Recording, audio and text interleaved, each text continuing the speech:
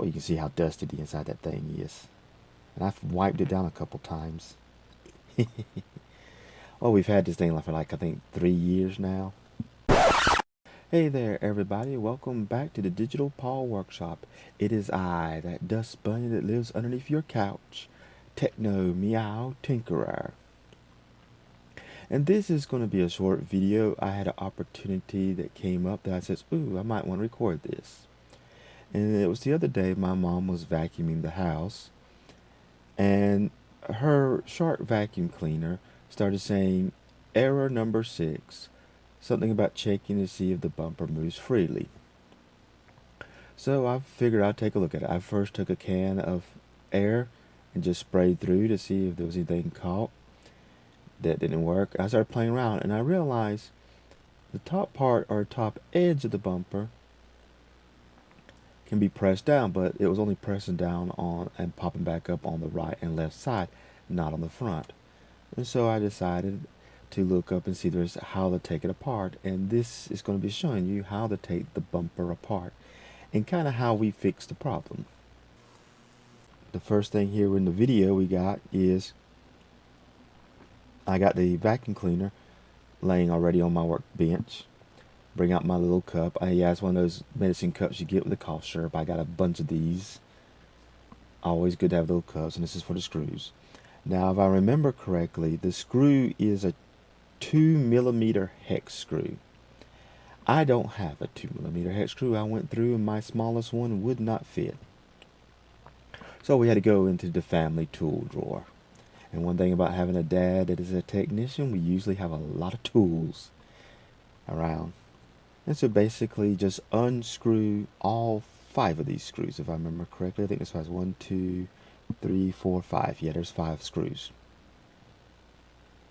I wonder the reason I've seen that little flicker right there, I wonder if that's just a sensor sending out a light. I have no idea. Or I wonder if it's just the light being reflected, but no. The bottom edge here just pops right on off. It just little snaps off. Didn't really have to do much other than just a slight prying and walking off. Now I'm holding this thing because I want to show the next part. And the front you just simply lift off. And now I'm checking some stuff. Yes, I think I don't have it on the screen, but I will turn the vacuum cleaner where you can see it. But you can kind of see right up there at the top, there is a peg that I guess they have springs underneath this reason they pop up. Oh yeah, I'm just cleaning some of the dust right now off, dirt off. Might as well do a little bit. But okay, now we can see it better. You can see the top one is kind of sticking up, but the bottom one is stuck in. And I had my pliers, but I'm still cleaning the thing off. But I couldn't fix it. And before I went any further, I just went and took this over to my dad, and while he was in his workshop, you see the pliers wouldn't fit. I had nothing to grab hold to. And so I took this, and there you can see, well, you can kind of see it easier. See, I'm pressing the side one there. And I don't know what caused it got stuck, but when I took it over there to get his opinion on it, and he just took his X-Acto knife and popped it out. And then he took his air compressor and kind of blew all the dust around off of it. Took it apart when I cleaned the filters. But as you can see now, it's working after borrowing it back from my dad. It's sticking up. And then we just simply put everything back together. Boy, you can see how dusty the inside that thing is.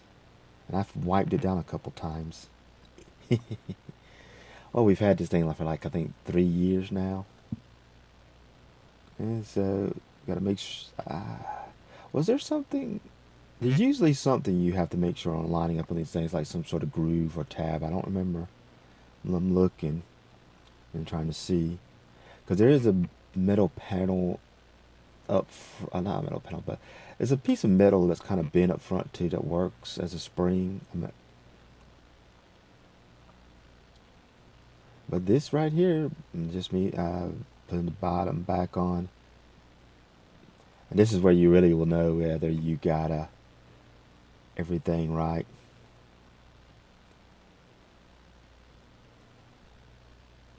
Oh, I see it flashing on that thing. I'm still wondering if it's the on that sensor. I wonder if it's the unit because I think it's kind of is on. I'm trying to, trying to get a screw out and see if I had. I don't know that part of that hex tip isn't magnetized. It's nice when the tips are magnetized. The little not tips but bits. I know some of mine had to magnetize. The ones I most commonly use, I got magnetized. Hey, I see that little light again. I'm wondering if that's the sharp vacuum because its power is on. So I wonder if it's sending out a light and my camera's picking up because I didn't notice it working on it.